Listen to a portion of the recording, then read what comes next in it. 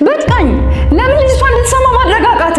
በየቀኑ እኮ ነው። እየሞከርኩኝ ነው። ሁሉንም ነገር ሞክሬያለሁ። ምን ማድረግ እንዳለብኝ አላውቅም።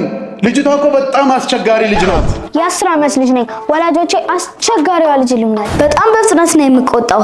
በጣም እጮሃለሁ፣ እማታለሁ፣ መጥፎ ቃላትንም እናገራለሁ። ከዚያ በኋላ ግን በጣም ይቆጨኛል። ግን እንዴት እንደማቆመው አላውቅም። ዝም ብዬ መቀመጥ አልችልም። ለ2 ደቂቃ እንኳን የቤት ስራ መስራት ይከብደኛል። አእምሮዬ በየቦታው ይቅበዘበዛል። ሁሉም በእኔ ይበሳጫሉ።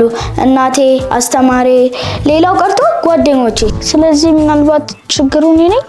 መጥፎ ልጅ ሆኜ ይሁን። ነገር ግን አንድ ቀን እናቴ ሶሻል ሚዲያ ላይ ኒው ላይፍ የሚባል ማሰልጠኛ ተቋም አገኘች። በጣም አሰልቺ ነበር የመሰለኝ፣ ግን እናቴ ግድ የለሽም አብረን እንሞክረው አለችኝ። ከዛም በሳምንት 2 ቀን እየሄድኩኝ መሰልጠን ጀመርኩ። እናም ቀስ በቀስ ለውጡ መታየት ጀመረ። አሁን ስቆጣ ቁጣው መላ ሰውነቴን አይቆጣጠረውም። ልጆችን መምታት አቁሜያለሁ።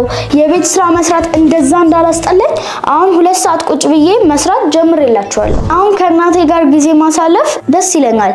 ይህ በጣም ደስ የሚል ነገር ነው። አሁንም አልፎ አልፎ እቆጣለሁ፣ ግን አሁን ሁኔታው የተለየ ነው። ቢያንስ አስቸጋሪዋ ልጅ አይደለሁም። ልጆቻችሁ እንደኔ ከሆኑባችሁ በፍጹም ተስፋ እንዳትቆርጡባቸው። ኒው ላይፍ በዋነኝነት ነገሮች ከመበላሸታቸውና አስቸጋሪ ሁኔታ ላይ ከመድረሳቸው በፊት ወላጅን ያደናቀፈ እንቅፋት ልጆችን እንዳያገኛቸው በማድረግ ጊዜያቸውን በአግባቡ የሚጠቀሙ፣ የመግባባት ችሎታ ያላቸው፣ በራሳቸው የሚተማመኑ፣ ችግር ፈጣሪ ሳይሆኑ ችግር ፈቺ፣ ስራ ጠባቂ ሳይሆኑ ስራ ፈጣሪ እንዲሆኑ የሚሰራ ትልቅ ተቋም ነው። ስለዚህ በክረምት በጀሞ በሜክሲኮና በሰሚት ልጆቻችሁን አስመዝግቧቸው። እንደምታተርፉበት ቃል ገባላችኋለሁ።